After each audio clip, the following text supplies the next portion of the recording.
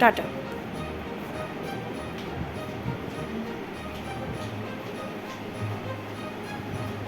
Tata, সামনে তাকিয়ে চলে যাও।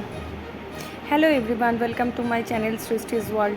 তো এই সকালবেলায় এই যে সৃষ্টি স্কুল যাচ্ছে, আজ ওর পাপা আছে, সে কারণে পাপা স্কুল দিতে চলে যাচ্ছে। তো আশা করি আপনারা সকলেই ভালো আছেন, আমরাও ভালো আছি। তো এই মেয়ে স্কুল চলে গেল, এরপরে এই গরমের মধ্যে সব থেকে একদম ভেতরটা ঠান্ডা করে দেওয়া একদম লস্যি, এটাই আমাদের মানে এখন গরমের মধ্যে সবাই একটু ঠান্ডা ঠান্ডা খাবার খেতে চাইছে, সে কারণে একটু লস্যি বানিয়ে নিয়েছি ঘরে, বাচ্চাদেরকেও দেওয়া হবে, আমরাও প্লাস খেয়ে নেব।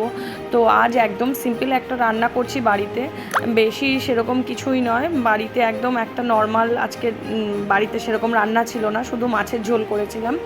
কেন কি রাত্রেবেলায় বাড়ি যাব, বাড়ি মানে আমার বাবার বাড়ি যাব রাত্রেবেলায়, তো সেই কারণে দিনের বেলায় একদম হালকা পাতলা, কালকের একটু কিছু আছে, আর একটু এই 4 জনের 4 পিস মাছ এনেছে, একদম গরমের জন্য একদম উপযুক্ত একটা মাছের ঝোল, যেটা আজকে করেছিলাম। খেতেও সুস্বাদু এবং শরীরকেও কোনোভাবেই খারাপ করে না। তো সেই জন্য এরকম করে মাছের ঝোল, এই যে মাছগুলো একটু ভেজে নিচ্ছি, কড়াইয়ে তেল গরম করে মাছগুলো দিয়ে দিয়েছি, মাছগুলো একটু ভালো করে ভেজে নিচ্ছি। তো মাছগুলো ভেজে তুলে নেব। এরপর মানে এইভাবেই মাছের ঝোলটা করেছিলাম, যে মাছের ঝোলটা একদম যেন কোনো মশলা থাকবে না, কেন কি রাত্রে একটু গরম, তো রাত্রে একটু রিচ খাওয়ার ব্যাপার আছে, সেই জন্য দিনের বেলাটা একদম লাইট খাবার রেখেছিলাম, যাতে দিনের বেলা একদম কোনো মনেই হয় না খেয়ে যে খেলাম। তো সেই রকম এই মাছের ভাজার তেলের মধ্যে একটু শুকনো লঙ্কার 5 ফোড়ন দিয়ে দিলাম, এরপরে ওর মধ্যে কেটে রাখা আলুগুলো দিয়ে দিলাম, একটি আলু দিয়েছি, কেননা 3টে লোক আর কতটা খাবো একবেলা। আর এই একটু টমেটো কোচানো, ব্যাস এই মশলা, আর আমি কোনো মশলাই দিইনি সেভাবে, কোনো পেঁয়াজ নয়, রসুন নয়, আদা নয়, কিচ্ছু দিইনি। একদিন দেখবেন একদম হালকা খেতে ভালো লাগে। তো এবার একটু নুন দিয়ে দিলাম, যাতে মশলাটা, আলুটা আর টমেটোটা খুব ভালো সেদ্ধ হয়ে যায়। এরপর আমি বাটিতে একটু জিরে গুঁড়ো, হলুদ গুঁড়ো, ধনে গুঁড়ো, লঙ্কা গুঁড়ো গুলে রেখেছিলাম। এইভাবে গুলে রাখার না একটা মানে মশলা, গুঁড়ো মশলাও একটু গুলে জলে রেখে রান্না করলে না মনে হয় যেন অনেক কিছু মশলা দেওয়া হয়েছে। দেখুন আমার মশলার গ্রেভিটা, কিন্তু এটা যদি আমি ওই চামচে করে একদম শুকনো মশলাগুলো, গুঁড়োগুলো দিয়ে দিতাম, তাহলে কিন্তু এটা হতো না। এটা যেহেতু গুলে রেখেছিলাম সে কারণে হয়েছে। এবার একটু স্বাদের জন্য, টেস্টের জন্য একটু চিনি দিয়ে দিলাম, ব্যাস, আমার আর কিচ্ছু দেওয়ার নেই মাছের ঝোলে। তো এইভাবে একটু কড়াইয়ে তেলে একটু নাড়াচাড়া করে নিচ্ছি, আলুটা আর মশলাটা হয়ে গেল এদিকে করে নেওয়া। এবার একটু জল দিয়ে দেবো, হয়ে গেল মাছের ঝোল, একদম নর্মাল হালকা পাতলা গরমের উপযুক্ত একটি মাছের ঝোল, কিন্তু খেতে মাছটা ভীষণ ভালো ছিল। একদিন এরকম রান্না থেকে ব্রেক পেতে কার না ভালো লাগে বলুন। তো আমারও একটু আজকে হালকাই ছিল কাজটা, মাছের ঝোল আর ভাত, ব্যাস, আর একটু ওই যা ফ্রিজে তো খাবার একটু একটু করে থেকেই যায়, তো সেটুকু দিয়েই একবেলা আমাদের হয়ে গেছিলো। তো এরপরে এই যে মাছের ঝোলটা রেডি হয়ে গেছে, মাছগুলো দিয়ে একটু ভালো করে ফুটিয়ে নিলাম, তারপরে এবার মাছের ঝোলটা নামিয়ে নিচ্ছি। এই ছিল আজকে দুপুরে রান্না আমার। প্রতিদিনই রান্না করছি, আর এই গরমে রান্না করতে করতে ক্লান্ত। হ্যাঁ, তো আজ বাড়িতে একটা সবাই মিলে ফিস্টের মতনই বলা যেতে পারে, ফিস্ট হবে। তো সেরকম, সেই কারণে মাটির হাঁড়িতে রান্না হবে, মাংস মাটির হাঁড়িতে রান্না হবে, বাসন্তী পোলাও হবে, সেই জন্য এই বেলাটা একটু কম করে রান্নাবান্না করলাম, কেন কি রাত্রেবেলায় রিচ খেতে হবে। তো রান্নাবান্না করে নিয়ে এই জামা কাপড় যেগুলো কাচা হয়েছিল সেগুলো একটু গুছিয়ে নিচ্ছি, আর একদিকে মেয়েটাকে একটু পড়াচ্ছিও, কেন বিকেলে একটু মামার বাড়ি যাবে, একটু পড়াটা ঠিকঠাক হবে না, পড়ার তো প্রচণ্ড চাপ, ঠিকঠাক পড়াটাও করে নিতে হবে, না হলে স্যাররা বকবেন, সে কারণে ওকে একদিকে পড়াচ্ছি আর একদিকে জামা কাপড়গুলো গুছিয়ে ফেলছি। আমাদের তো এইভাবেই সবটা করতে হয়। এই যে এখনই বলবে মা এটা কি, মা ওটা কি, মা চোখের আড়াল হয়ে পড়া কোনোভাবেই হবে না। তো যতটুকু পারি এই কাজ করতে করতে, এদিক ওদিক করতে করতে সবসময়ই চেষ্টা করি ওকে একটু সময় দেওয়ার। ছোটোটার এখনও অত প্রবলেম হয়নি, কিন্তু মানে বড়টাকে একটু সময় আমাকে বেশি দিতেই হয়। তো হয়ে গেছে জামা কাপড় গোছানো, এরপর বাড়ি চলে গেছিলাম বিকেলবেলায়, সেটা তো আর দেখানো হয়নি। তো বাড়িতে এসে এই যে গোবিন্দভোগ চালটা ধুয়ে আমি পেপারে শোকাতে দিয়েছিলাম বাসন্তী পোলাও করার জন্যে, একদম ঝরঝরে হয়ে পেপারে চালটা মেলে দেওয়ার কারণে ফ্যান চালিয়ে দেওয়ার পরে চালটা একদম শুকিয়ে গেছে।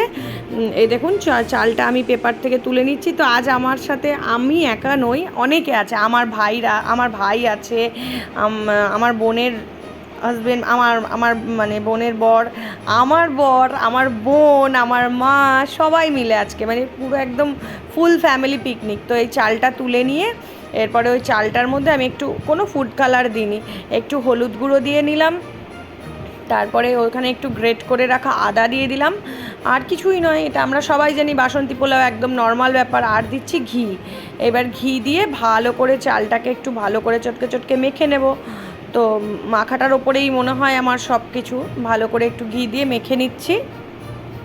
সবাই পাশে পাশে বসে দেখছে, ফিস্ট হলে যা হয় অনেকজনা মিলে। তো ফিস্ট নয়, মানে ফিস্টের মতন করে আমরা করেছি। মা তো এখন আর অত পারে না, তো আমরা সবাই মিলে, বোন, আমি, মা, সবাই মিলে, ভাই, সবাই মিলে করেছি। আর আমাদের বোনের বর আর আমার বর দুজনে মিলে দেখেছে আর গল্প করেছে আমাদের সাথে, ওরাও আমাদের সাথ দিয়েছে। গল্প করাটাও তো একটা সাথ দেওয়ার ব্যাপার আছে, বলুন। হয়ে গেল চালটা মাখা, একদম ঝরঝরে হয়েছে চালটা।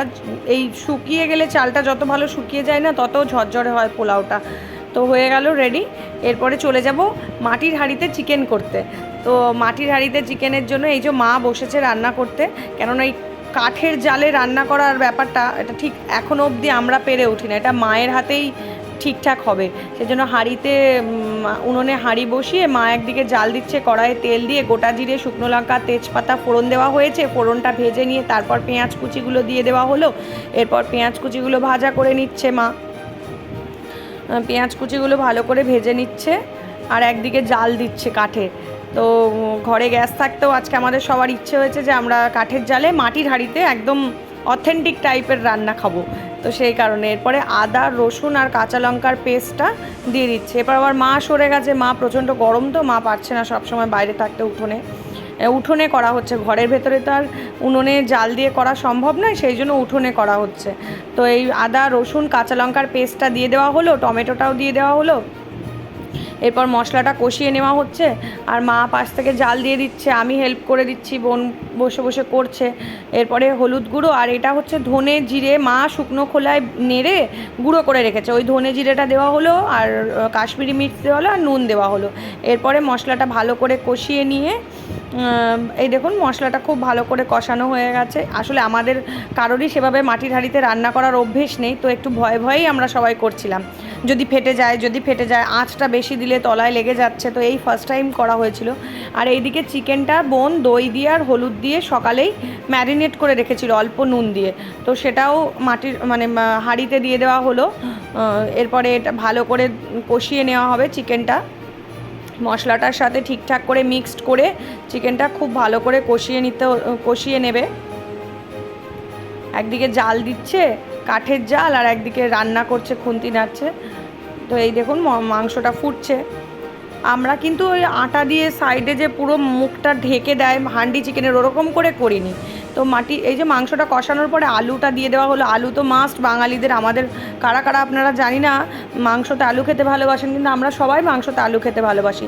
তো এইভাবে ওই হাঁড়িটার ওপরে একটা গামলা ঢাকা দিয়ে দিয়ে মাংসটা করা হয়েছে, কোনো আটা দিয়ে মুখটা আটকানো হয়নি, নর্মালি গামলা ঢাকা দিয়ে দিয়ে করা হয়েছে। এবারে ঘি, গরম মশলা দিয়ে দেওয়া হলো, কেন কি মাংস পুরো রেডি, একদম ঠিকঠাক মাংস রেডি হয়ে গেছে। ঘি গরম মশলা দিয়ে আবার একটু নেড়ে দেবে বোন।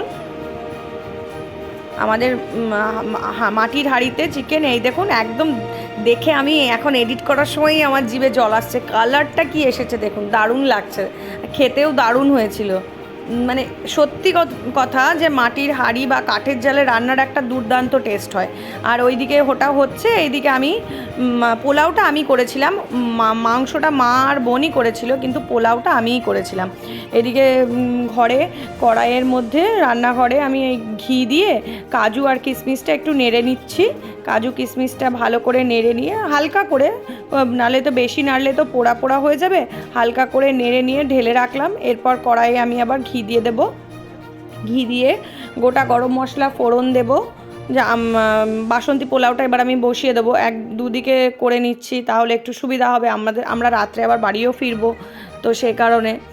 আর এই গোটা গরম মশলাটা দিয়ে ফোড়নটা দিয়ে এরপরে এই যে চালগুলো দেখুন কেমন শুকনো ঝরঝরে হয়েছে, ধুয়ে শুকিয়ে নেওয়ার পরে, তো সেগুলো আমি দিয়ে একটু ভালো করে ভেজে নেব। একদম দিয়েই আমি কিন্তু জলটা দিয়ে দেব না। আমি দেখেছি বাসন্তী পোলাও করে চালটা যদি একটু ভেজে নেওয়া হয়, তাহলে কিন্তু বাসন্তী পোলাওটা মানে সেই দলা দলা পাকিয়ে যায় না, একদম ঝরঝরে থাকে। তো আমি ওই জন্য খুব ভালো করে একটু কড়াইয়ে নেড়ে নিই। এবারে পাশের ওভেনে আমি গরম জল করে নিয়েছিলাম, ওই চাল মেখে রেখেছিলাম যেই গামলাটায় সেই গামলাটাতেই গরম জল করেছিলাম। ওই গরম জলটা পরিমাণ মতো আমি দিয়ে দিলাম। এরপরে আমি নুনটা দিয়ে দেবো। হ্যাঁ, নুন দিয়ে দিচ্ছি। নুন দিয়ে যতটা পরিমাণ নুন প্রয়োজন, এখানে আমার চাল ছিল 1 কেজি 100, হ্যাঁ 1 কেজি 100 মতন চাল ছিল। তো এরপর নুনটা দিয়ে ভালো করে নেড়েচেড়ে ঢাকা দিয়ে দিয়েছিলাম। দিয়ে খানিকক্ষণ পরে ঢাকাটা খুলে নিয়ে মিক্সিতে চিনিটা গুঁড়ো করে চিনিটা মিশিয়ে দিচ্ছি। এই দেখুন চিনিটা ভালো করে ওপর নিচ করে মিশিয়ে দিচ্ছি। এখন হয়তো আপনাদের দেখে মনে হতে পারে যে একটু মানে বেশি সেদ্ধ হয়ে গেছে বা দলা দলা হয়ে গেছে, সেরকম কিচ্ছু হয়নি। আপনারা পুরোটা দেখুন, একদম শেষে দেখবেন একদম ঝরঝরে হয়েছে পোলাওটা, একটা চালের সাথে আর একটা চাল লাগেনি। খুব সুন্দর হয়েছিল পোলাওটা। এরপর আমি আবার ঢেকে দিলাম, কেন কি চিনি দেওয়ার পরে একটু জল জলে হয়ে যায়, সে কারণে একটু সেদ্ধ করে নিয়ে ঘি দিয়ে কাজু কিশমিশ দিয়ে দিলাম। ব্যাস, আমার বাসন্তী পোলাও একদম রেডি। এবারে ওপর নিচ করে দেবো যাতে পুরো পোলাওটার সাথে কাজু কিশমিশটা মিশে যায়, তাহলেই হয়ে গেল বাসন্তী পোলাও রেডি। তো যতটা তাড়াতাড়ি বলছি ততটা তাড়াতাড়ি অবশ্যই হয়নি, কিন্তু বাসন্তী পোলাও করা কোনো ঝামেলাও নেই। তো আজকের ভিডিওটা কেমন লাগলো অবশ্যই জানাবেন।